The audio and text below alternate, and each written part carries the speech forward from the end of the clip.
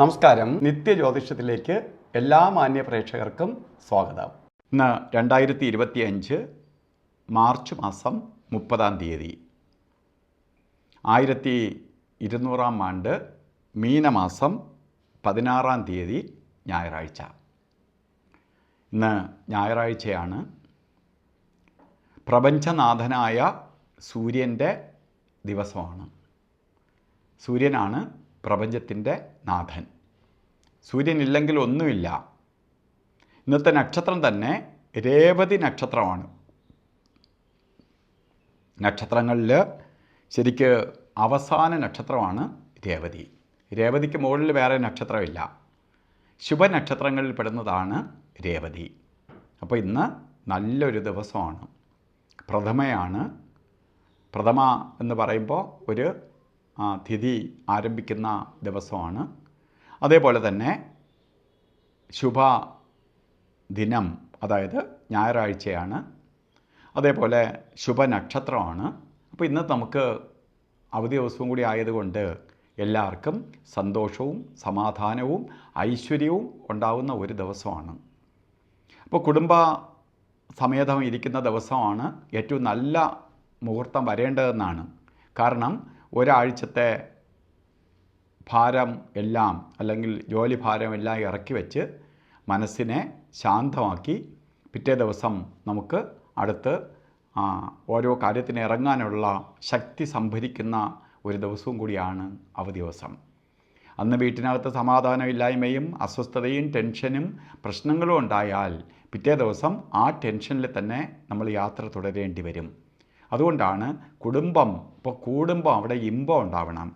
അപ്പോൾ കുടുംബം ഇമ്പം ഉണ്ടാവണമെങ്കിൽ അന്നത്തെ ദിവസം നല്ലതായിരിക്കണം. അപ്പോൾ ഈ ഞായറാഴ്ച നിങ്ങൾക്ക് വളരെ ഭാഗ്യദായകമാണ്. ഇന്ന് ബർത്ത്ഡേ വന്നിട്ടുള്ള ആൾക്കാരുടെ മീനമാസത്തിലെ രേവതി നക്ഷത്രം. നമുക്ക് ബർത്ത്ഡേ വന്നിട്ടുള്ളവർക്ക് ഒരു വർഷത്തെ ഫലത്തെയാണ് ചിന്തിക്കുന്നത്. വാർഷിക ഫലത്തെ ചിന്തിക്കുകയാണ്. വാർഷിക ഫലത്തെ ചിന്തിക്കുമ്പോൾ വളരെ ഐശ്വര്യപ്രദമായ ഒരു വർഷമായിരിക്കും നിങ്ങൾക്ക്. രേവതിക്കിപ്പോൾ 7 ശനിയൊക്കെ നടക്കുകയാണ്. ഒക്കെ നടക്കട്ടെ. എങ്കിൽ പോലും ഇന്ന് ബർത്ത്ഡേ വന്നിട്ടുള്ളവർക്ക് ഒരു വർഷത്തെ ഫലത്തെ ചിന്തിക്കുമ്പോൾ നിങ്ങൾക്ക് പ്രശസ്തിയും ഉയർച്ചയും ഉന്നതിയൊക്കെ ഉണ്ടാവും. കാരണം സൂര്യൻ പ്രശസ്തി തരുന്നവനാണ്. വളരെ ഉയർച്ചയെ പ്രദാനം ചെയ്തു തരുന്നവനാണ്. ആ ഗ്രഹത്തിൻ്റെ കാലഘട്ടം തന്നെയാണ്. അതേപോലെ തന്നെ വളരെ പുരോഗതിയും ഉയർച്ചയ്ക്കും ഉന്നതിക്കുമൊക്കെ ഇടവരുന്ന അവസ്ഥാവിശേഷം ഇന്ന് ബർത്ത്ഡേ വന്നിട്ടുള്ളവർക്ക് ഉണ്ടാവും. കാരണം എങ്കിലും സൂര്യനൊരു പ്രത്യേകതയുള്ളത് ചൂട് ഗ്രഹമാണ്. കുറച്ച് അലച്ചിലും അസ്വസ്ഥതയൊക്കെ ഉണ്ടാവും. അതുകൊണ്ട് ബർത്ത്ഡേ വന്നിട്ടുള്ളവർ ഒരു വർഷത്തെ ഫലത്തെ ചിന്തിക്കുന്നത് കൊണ്ട് നിങ്ങൾ സൂര്യഭഗവാനെ തൊഴുക, പ്രപഞ്ചനാഥനെ പ്രാർത്ഥിക്കുക. ലോകത്തെവിടെയായാലും സൂര്യനുണ്ട്. കിഴക്കോട്ട് തിരിഞ്ഞു നിന്ന് രാവിലെ സൂര്യഭഗവാനെ തൊഴുതിട്ട് പോവുക. നിങ്ങൾക്ക് കിട്ടാവുന്ന ഐശ്വര്യത്തിൻ്റെ ഇരട്ടി ഐശ്വര്യം ലഭിക്കും എന്നുള്ളതിന് സംശയം വേണ്ട. ഇന്നും ഓരോ കാര്യത്തിന് ഇറങ്ങുമ്പോൾ നല്ല ദിവസമാണ് എന്നൊക്കെ ഞാൻ പറഞ്ഞു. ഓരോ കാര്യത്തിന് ഇറങ്ങാം. കൂടുതലായിട്ട് ആളുകൾ ഞായറാഴ്ച ദിവസം ഔട്ടിങ്ങിനും അതേപോലെ വല്ല ഫംഗ്ഷനും ബന്ധുവീടുകളിലും ഒക്കെ പോകുന്ന ദിവസമായതുകൊണ്ട് നമ്മൾ വൈകുന്നേര സമയത്താണ് പുറത്ത് പോകുന്നതെങ്കിൽ രാവുകാല സമയം നോക്കി യാത്ര തിരിക്കുക.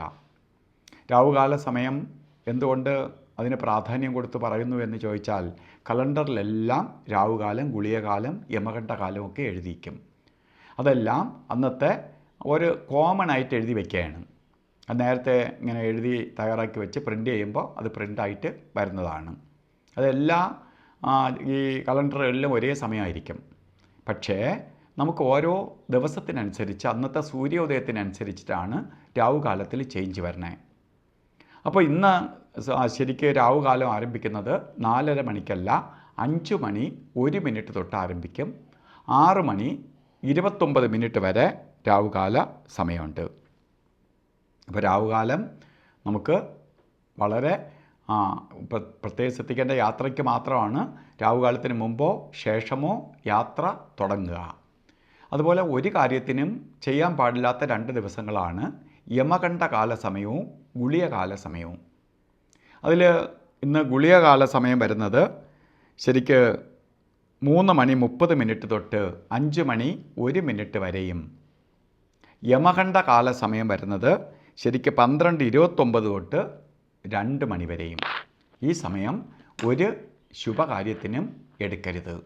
കാരണം ഓരോ കാര്യങ്ങൾ ആ ദിവസം വളരെ സൂക്ഷിച്ച് കൊണ്ടുപോവേണ്ടതും നമുക്ക് ഒരു കാര്യവും ചെയ്യാൻ പാടില്ലാത്തതായ 2 സമയങ്ങളാണ് ഗുളികകാല സമയവും യമകണ്ഠ കാല സമയവും. അതുപോലെ ഇന്നും അഭിജിത്ത് മുഹൂർത്തമുണ്ട്, അല്ലാതെ തന്നെ മുഹൂർത്തമുള്ള ദിവസമാണ്. എന്നാലും അഭിജിത്ത് മുഹൂർത്തത്തിന് വളരെ പ്രാധാന്യമുണ്ട്. ആ ദിവസത്തിൽ തന്നെ ഏറ്റവും ശോഭനമായ സമയമായിട്ടാണ് അഭിജിത്ത് മുഹൂർത്തത്തെ പറയണേ. അഭിജിത്ത് മുഹൂർത്തം വന്നിരിക്കുന്നത് 12:05 തൊട്ട് 12:53 വരെ 48 മിനിറ്റ് നേരമാണ് അഭിജിത്ത് മുഹൂർത്തത്തിൻ്റെ സമയം. ഈ സമയം ഏറ്റവും ശോഭനമാണ്. ഇന്ന് നമുക്ക് ഓരോ കാര്യത്തിന് ഇറങ്ങുമ്പോഴും വീട്ടിൽ നിൽക്കുമ്പോഴുമൊക്കെ വസ്ത്രധാരണത്തിന് പ്രാധാന്യം കൊടുക്കുക. ശരിക്ക് താമരപ്പൂവിൻ്റെ കളറോ റോസ് കളറോ ചുടുകല്ലിൻ്റെ കളറോ ആയിട്ടുള്ള വസ്ത്രം ധരിക്കുന്നത് ഭാഗ്യത്തെ നമ്മളിലേക്ക് കൊണ്ടുവരാൻ സഹായിക്കും. ഭാഗ്യദായകമായ അവസ്ഥ ഉണ്ടാവും. അപ്പോൾ എല്ലാവർക്കും നല്ലൊരു ദിവസം ആശംസിച്ചുകൊണ്ട് നിർത്തുന്നു. നന്ദി, നമസ്കാരം.